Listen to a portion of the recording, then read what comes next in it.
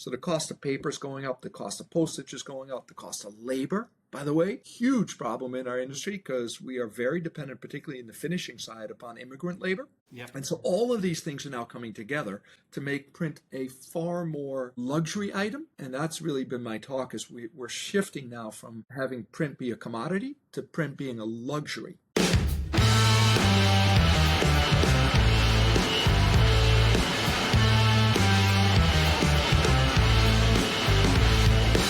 What's up, everyone? It's Eric Vessels with Taktiful. Welcome back to another episode of Taktiful Tuesdays, your weekly dive into the shiny, tactile, and downright magical world of print digital embellishments. Now, 39 episodes strong here, this podcast has become a go-to space for designers, printers, curious minds who want to understand where creativity meets technology. Today's guest is someone who truly gets that intersection, a longtime friend and follower and kind of distant. I don't think he knows he's a mentor, but he's kind of been a mentor to me in everything that he does. Marco Boer, Vice President of IT Strategies and one of the most trusted voices in digital printing. Marco's been shaping conversations around print innovation for decades, from keynote stages to strategy rooms. Whether it's workflow automation, direct mail, or the latest finishing technology, Marco brings depth, clarity, and just enough bold predictions to keep it interesting. We'll dig into his journey, hear his take on where the industry's heading, and even peel back the curtain on who he is outside the print world. Marco, thrilled to have you on the show, bro. Hey, how are you, Eric? I'm good, man. Welcome to Taktiful Tuesdays. I know it's a long introduction, but we have fun with it. Welcome to finally being on the show. Like I was saying before we hit record, I think I meant mentally to have you on the show relatively early, and here I am, episode 39 before I get to you. So apologies there, but now that we have you, we are going to do a deep dive. These are kind of longer form conversations, but nothing too tricky. What I wanted first to contextualize for the audience is tell us about your path to becoming Vice President of IT Strategies or doing what you do. What sparked your passion for digital print or print in general? How'd you get here?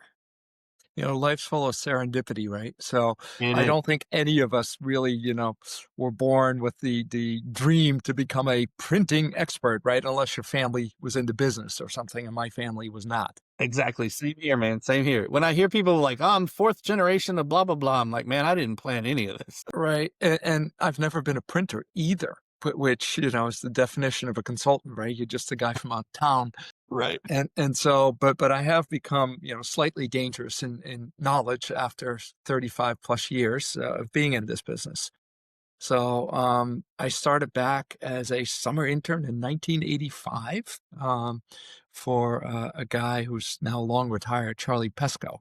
And he was one of the founders of before Pat at IDG. But anyway, he was one of the founders of a research company in digital printing. Mm-hmm. And that's how I got my start. So I've been with IT Strategies since 1995, so 30 years. And our job is basically to help printer manufacturers to develop the next generation of digital printing system. And, it's a journey fraught with assumptions, right? And you could see it, right, in some of your projections. And we're not always right, but I'd like to think that we're more right than wrong. And I won't name names, but, there's a printer equipment manufacturer right now that's run into some problems. And basically, they ran out of time. And it was sort of projectable, right, in terms of the commercial opportunity was nowhere near as large that they had projected.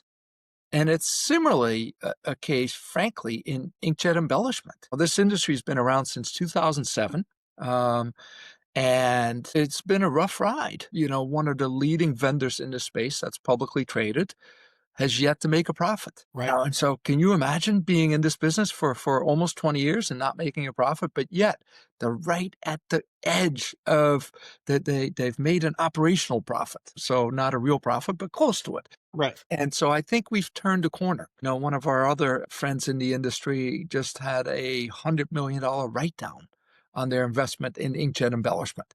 And it's like, oh my God, but that's all funny money, right? Because it's basically saying we paid more for the thing that it ended up being worth. And so let's just get all the bad news out now. But the reality is these businesses are growing. And in fact, 2024 was a period of stronger growth than I think many of us had projected. COVID did a number on this industry. because it's a luxury, right? Inkjet embellishment. But there's a few things that are aligning, I believe, in favor of inkjet embellishment. And those are the following. Number one, our print industry as a whole is separating into what I'm in a highest simplistic way I'm calling the haves and the have-nots. Okay. The haves are companies that are commercial printers that are able to invest and are becoming more efficient and more profitable than ever before. And then there's the have-nots. The have-nots are companies that basically are running a reasonable business, but they're hanging on to what they have. They're not making any investments in the future. Most of these guys run lifestyle businesses where they're able to pull out enough money because they own the building and so forth. But the reality is they're just waiting to probably sell at some point to somebody else who's going to double down and reinvest. And so we're now entering this stage where you either have to become super productive and you're consolidating volume, right? So you're basically stealing market share, and that's one path, or you're becoming more specialized. And it's the shops that are becoming more specialized, and often those are ones that have inkjet embellishment as a dedicated function. Those are the ones that are starting to do really well. Now, they're not big scale, because embellishment can be done using conventional technologies. A lot of these guys use offset presses, two-color offset to add embellishment. They're using, 50-year-old kludgy machines, and they still work, and they're fully paid for, and it's good enough. But they're not really able to do these quick turns, short-run jobs that people are willing to pay a lot of money for. Very, very high And value. so, yeah, so it's splitting, right? So embellishment's used quite commonly, of course, in packaging applications, labels and the likes, but also direct mail and some other specialties. So yes, it's a niche, but don't let that word scare you in the sense that, oh, it's not important, it's small scale. Niches are great because they tend to be hugely profitable. And because the barrier to entry to inkjet embellishment is so high that once you cross that chasm, if you will, you've got a world that is going to be able to deliver consistent profits for years to come Yeah. because you've paid for that school of hard knocks. You have it now, right? You have, and I think there's a vibe like you were talking about haves and have-nots. I've always described it in my own personal vernacular as like a progressive printer, right? Someone who's investing, doing new stuff, creating niches, and you can almost sense that when you walk in. Like you can almost kind of get a sense. I remember the first time, this has been years ago, but I walked into Think Patented in Dayton, good friends of mine for a long time, and just saw the data center. I was just like, whoa, wow, right? Because they were doing just, back then variable data was big, and handling data of their customers was kind of big. This is close to 18 years ago, probably when I first stepped foot in there. But you almost get a sense of that culture kind of when you walk into the shop. Are they just kind of hanging on doing their thing? Or are they doing new and exciting thing? And for me, it brings an energy. And we see this in our boot camps that we run too. Like they get in there and they're just like, holy cow, they're so excited to learn about all of these things about this digital embellishment press that they've just acquired. So it's that's going to be something that we're going to watch, that have and have not thing that you're talking about here. It'll be really fun. So back up just a little bit.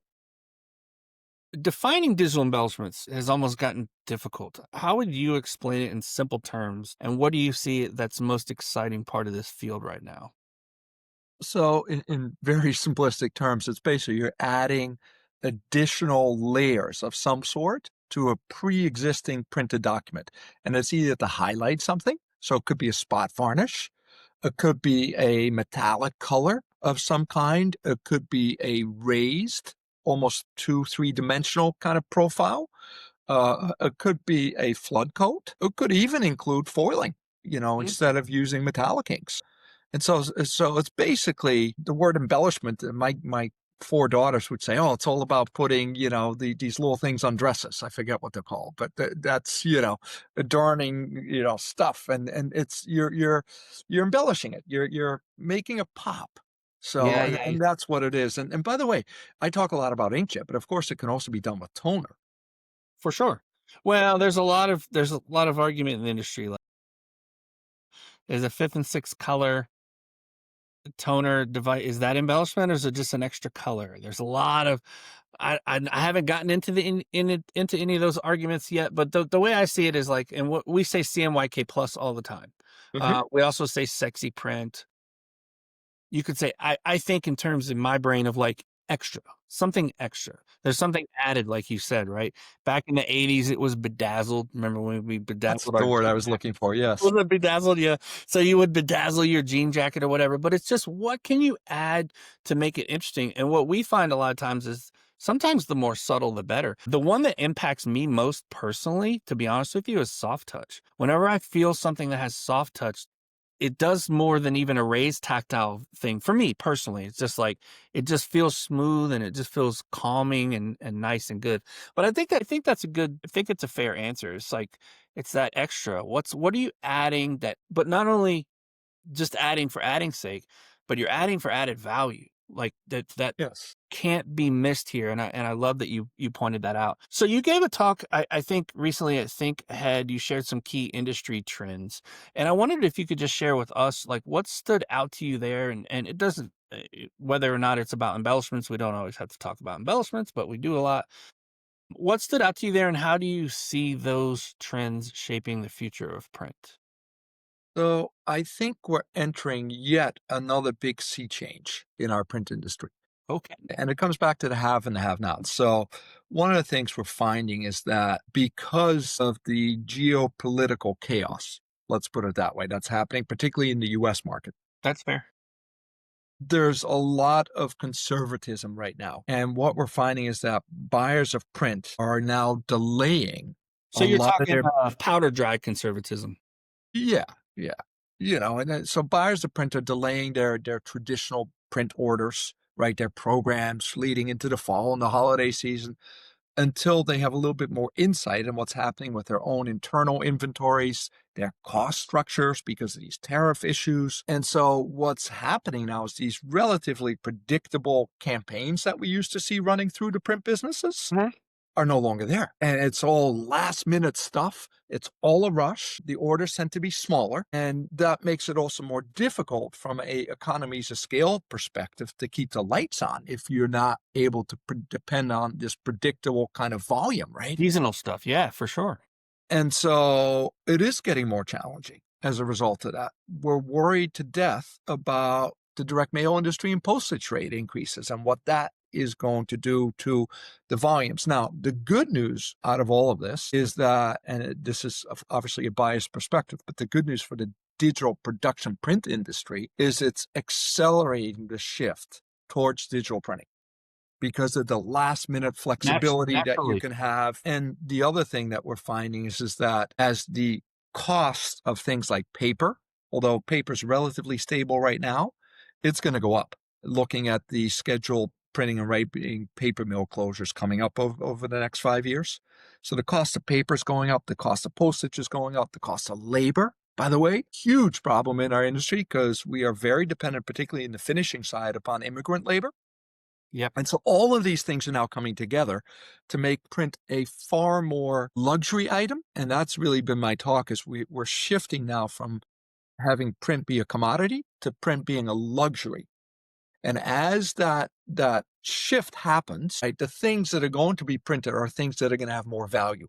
And ultimately the cost of inkjet ink or toner Mhm. is not as critical as it used to be because we're trying to accomplish a certain goal. So if I want to catch your attention, adding embellishment to it is now not the economic hurdle that it might once have been because I've already shifted to being luxury good. Yeah, and shorter runs and quick turnaround. Like I mean, everything that's digital printing has been all about for a lot of years. I feel like digital embellishment printing is just kind of an extension of that. You're basically just adding some digital foil, or like you said, adding some flood code or adding something after the CMYK. That's another interesting thing that we really need to follow. Yeah, it's a sea change. So we're at the beginnings of this shift from moving from a commodity to a luxury product market. Yeah. The other big thing that we're finding is that I can't quite call it a shakeout, but I think you're going to see an enormous acceleration of M&A and people retiring. and getting out of the business, because in many instances, if you have an older owner and their kids don't necessarily want to get into the business, it often turns out that if they own the building's worth more than the actual business. Yeah. And so, in the end, some of them, have these epiphanies typically triggered by, existential crises in life, a medical issue or something, where they say, okay, that's it. I'm getting out. I've got, 15 good summers left. Why am I killing myself running this business? I'm going to get out. Right. And so I think you're going to see an acceleration of that. The other thing that's happening is, and I'm not sure if it's a good thing, by the way, personally, but we're seeing more and more private equity coming into this business because the cash flow in the print industry is really good. And we are, frankly, horrifically inefficient because we're so fragmented. And so if you could stitch together a number of these businesses, take out the back office costs by reducing from 9 IT departments to one IT procurement department, et cetera, you could squeeze out a tremendous amount of cost out of our printing business as a whole. That's super attractive to those guys, right? It is, but they're not always altruistic, because there's some very large ones who I won't name by name, but they're in the hundreds of millions of dollars. And basically these guys are milking their investments to death, knowing full well that by basically starving them from cash, they won't survive. And you have to ask, what popped into my head is like, is that sustainable, right? Like, is it's not. That, and they know it, by the way, sustainable? Yeah. that they don't have a love For that we do for print. For the craft, right? They have a love for money. Right. And so if I can buy a bunch of businesses and basically, I'm not totally exaggerating, but if I can take these businesses and run them into the ground while milking out as much fees and cash as possible, I'll have won at the end of it. They see that as a win, right? And obviously you and I and many people watching this do not see that as a win. I think we're trying to balance the money with the craft. What it does do, Eric, is it actually does, quote unquote, clean the market to some extent, and it gets rid of the inefficiencies in the 100%, market. 100%. And so again, it's not a nice process, but as we come out of this, and I'm looking out at like 2030, I think we'll end up being a far healthier industry financially. Totally. Than we are today, and we'll be far more efficient. And again, it's that haves versus have not. And the people that are left are going to be far more, open-minded to look at new things. The term general commercial printer, I think, is becoming a bigger catch-all, because general commercial printers are now getting into folding carton printing. They're getting into labels. They're getting into wide format, things that have been available for a long time, but we're always sort of at the fringes. But now they're becoming more mainstream. Wide format, for example, it's not a big business in terms of volume compared to commercial print, but it is on average 10 times more profitable per square feet printed than commercial print. Yeah. And so everybody's, quote unquote, rediscovering wide format, because even though it's a small scale business, it is immensely profitable. Yeah. And so, not only that, Marco, but like, how do you tie those businesses together, right? Like I see a lot of wide format folks being very nichey, right? Like they're making all of the paintings for so-and-so hotel groups, or all of the wall decorations for Starbucks, right? That's just bang. But then I also see people who are just combining that with maybe POS, or maybe direct mail, or maybe their regular commercial printing that they're doing. One of the interesting things we saw in the study we fielded with What They Think, our second study on embellishments, was like it's coming out of like the side room. It's coming into the middle of the shop, and it's becoming less like this extra thing and more it's being thought about first. And I think I saw the same thing kind of happen with wide format. So I think it's interesting to see, and I think you're spot on about that. Like there's a diversification, and whether or not we call it like convergence, like doing more stuff for your existing clients, I think is a super smart move. I want to talk a little bit though. My next question is a great segue into something that you said earlier about finishing and labor. You talk a lot about finishing automation. What has become possible that felt impossible just a few years ago? And I feel like that's a reaction to those labor issues, right? We've heard a lot about automation because we've heard a lot about labor constraints. So, and this is more a US issue than Europe, where there's less labor concerns. But in the US, as you say, the natural reaction when you can't get enough labor is to automate. And, we've been talking for years about the demographic cliff that's coming in the US in 2026, where the birth rate, right, declines are going to really be impactful. Now, of course, that's accelerated. I saw this morning in the Wall Street Journal that it looks like 2026 might be the first year that the US actually is going to see a decrease in population ever, first time ever in its history. Wow. Because of the lack of immigration and the exiting of immigrants. So anyway, labor is a problem. But here's the thing that I think I got wrong. So all of those are indeed problems. Volume of print also declines. You might not need as much labor. And as the increase of automation, and particularly these manual tasks related to finishing, starts becoming more and more prevalent, we're able to manage that well enough. If I look at the finishing equipment vendors, by the way, they're all having terrific years financially. Yeah. Because the return on investment is so quick on automating finishing that seems to be sort of the number one capital investment for most commercial printers we talk to. So, Makes having sense. said all that, where you're seeing quick returns is typically in automating repetitive tasks. So finishing obviously is one. Another big one is in what I'm calling order intake, where today color management is still a huge issue for a lot of these jobs that are being submitted, in part, by the way, because the professional print buyer is gone, right? So you've got some young marketing talent submitting things to the internet, but also for print. And then, of course, they don't quite get the file right. And anyway, there's a lot of software available these days, and AI is helping that to some degree. That's automating that and correcting things before they actually get to the print stage. So that's all very beneficial. Yeah, interesting. We used to try to identify print buyers at what they think as a part of, the audience. And we just quickly started to notice that they're not identified that way. They're in the marketing department now, or they're in, it's like we said, it went away and got put on someone else's plate, but it got put on a plate who doesn't necessarily know how to buy print and how to design print or how to spec print or how to even talk about it. They just want this thing, so, but I'm seeing what I think is going to happen is just, we're going to make it. And we hope to do that as a part of what we're doing at Taktiful specifically for digital embellishment, and maybe beyond that, is to just make it easier. Just take a lot of the mystique out of how to, and we're already seeing that with a lot of tools. Canva, Gelato, a lot of the web to print tools are like stuff that I'm able to do. I remember trying to learn that in InDesign and Photoshop and just threw my hands up. I was like, it's not for me. Kind of like, coding and COBOL, not for me, walk away. But when you've got tools like that where you can intuitively do it, and in the background, maybe it's doing all of those things that you might have had to learn in Photoshop, is, I think, the direction that it's going to continue to head in. And I think we need to embrace that in print rather than turn our nose up to it. And I see a lot of both. But I want to move on to any thoughts on that? So wait, I'm going to interject for a second. So that's a double-edged sword. All right? It is. It such is. Because if you democratize the ability to do this, then it also devalues the application.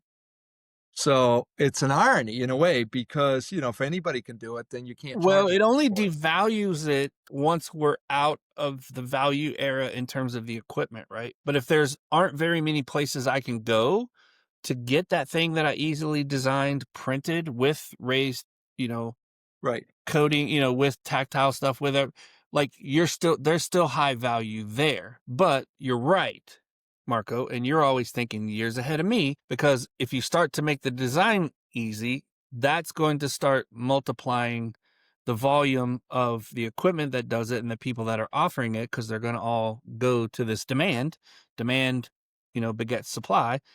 And then once that supply raises, then the value goes down. But I think that's okay. Like, it's a natural evolution. It's okay. It happens. But here's a little insight, Eric. Is take the value now. Stop selling cost plus for something that you've got. Like, it's like, please stop. We're begging them.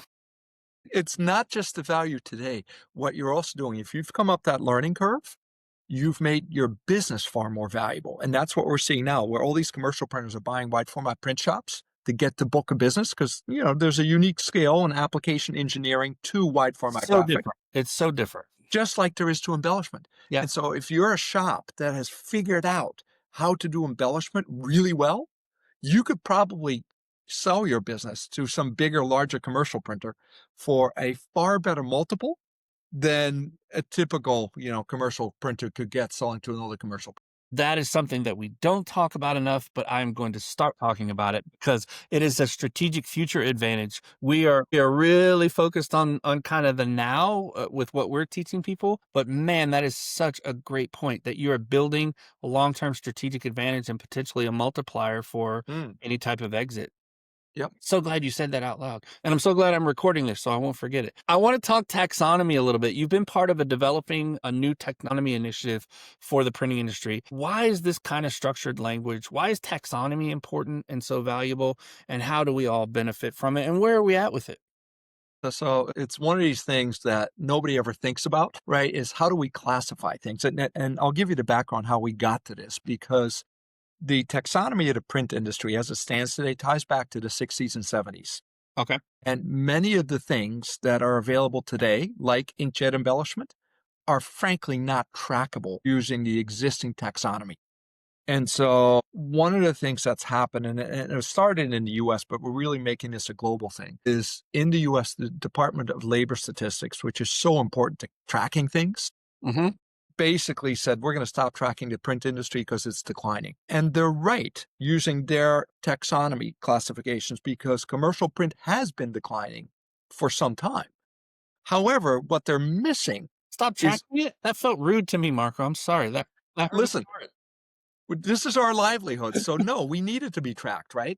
But we need it to be tracked accurately. Right. And so David Zwang and I led the initiative to come up with a new taxonomy to be more inclusive of all of the new modern technologies that are available that, are part of the print industry, like inkjet embellishment and so forth. So anyway, we have gotten permission, or rather agreement, from the Global Standards Committee called GS1, where they're going to adopt our taxonomy so that when they issue their tracking, that's going to be part of it. The NAICS codes in the US have agreed to adopt it, but they take 5 years to implement any change.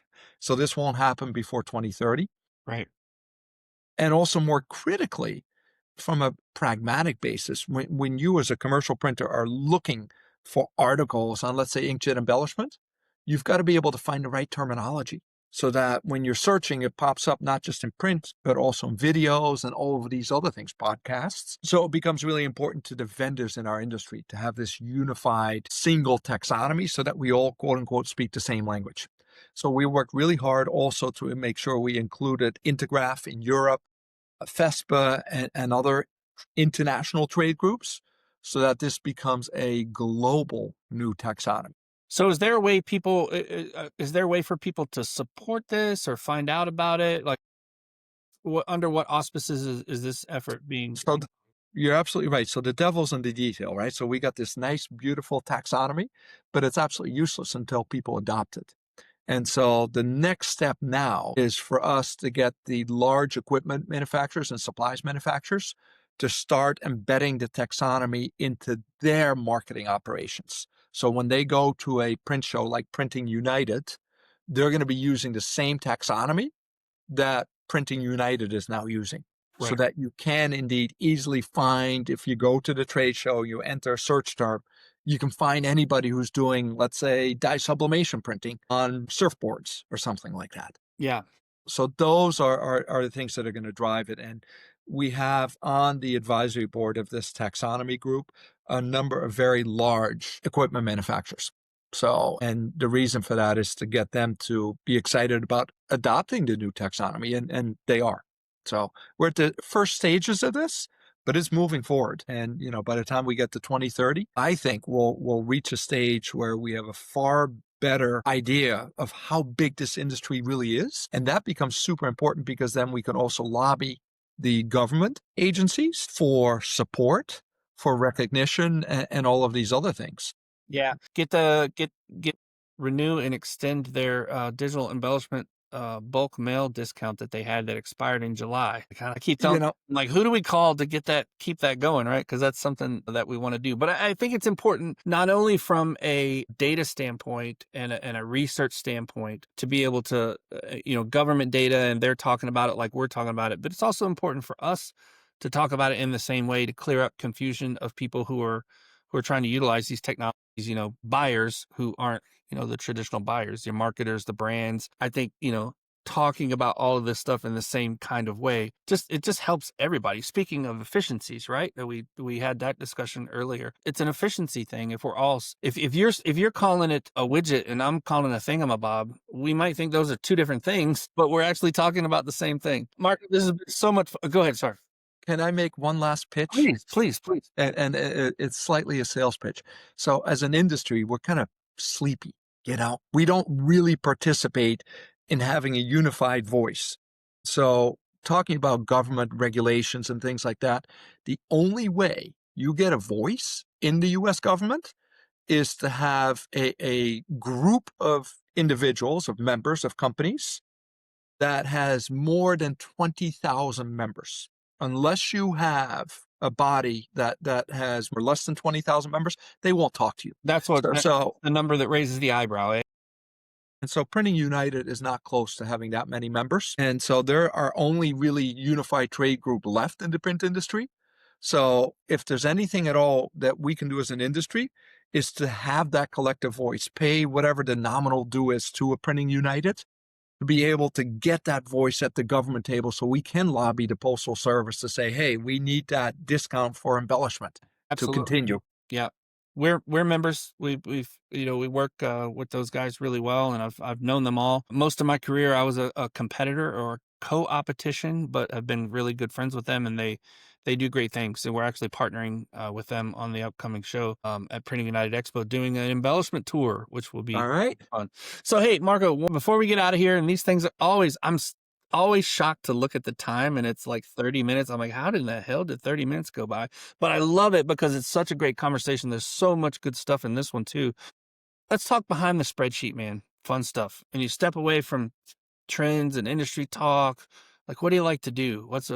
I know you're a wine guy. What else is there? Sailing. Oh, Love. that's right. Yeah. So you sail, eh? All right.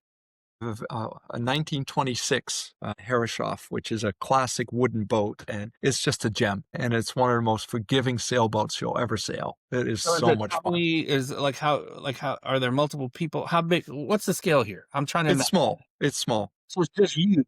So when you go sail, it's just you? No. So the Bigger than boat can hold 6 people. Okay, so there you go. Okay. Comfortably. I couldn't tell if it was just like you on like a wakeboard like thing with a sail or if it was a boat. 6 people. I mean, that's It's a wonderful little boat. And then I do race competitively on a 50-foot boat every Wednesday night. So, and that's fun. Yeah, it's very intense. Wait, do you have to do like the lean really far thing? Oh, yes. Yep. That always freaks me out because I'm just like, this dude's gonna, but I mean, they do some leaning because I mean, the sail pulls you. I don't know any of the terms. So here's the trick. You actually don't want to lean too much. If you're heeling like that, you actually increase the drag on the hull. So that's why everybody sits on the one side of the boat to try to get the boat to more even out, because you actually do get more speed out of it. And every little body helps in that. So we need 8 people to sail this boat. So you're basically balancing speed and drag versus tipping all the way the hell over. Exactly. The balancing point in there. Okay. Yep. You notice I use very technical terms there, Marco, and all of those things that are all right. Well, that's awesome, man. And I know you travel a lot and you enjoy seeing new things and doing and discovering new things. And I know in the past we talked about good bottles of wine. This is my goal. My like it's all of this stuff is fine and good. But in the time I have with everybody, I want to pull out one thing that people may not have known about the person. And I think I might have just done it with you. And I'm super excited about it. Look, Eric, we're very blessed, all of us. We love this industry. It's given us the living we have. And it's just, I think it's fun. It's great. Fun. It is so much fun. The people in this industry has kept me in it. I'll be completely honest with you. The people, there's been ups and downs and things happen or whatever. there are so many damn good people in this industry that I hope I'm able to work in it um, until I just drift away, man. I'll be, who knows? Retirement is, I'm like, what is retirement? I'm having fun. Why would you retire when you're having a blast? Marco, thanks for all the knowledge. Thanks for being a guest on the show, sharing us a little bit about you personally as well. And trends, obviously, go-to place to follow trends. We're always at Tactful looking to see what you guys are putting out and saying about the industry because it helps us. And that is such a big value. Keep everything up with that and hope to see you out and about at one of the events someday. It's always fun. Sounds great. Thank you so much, Eric. Thanks, my man. All right. See you.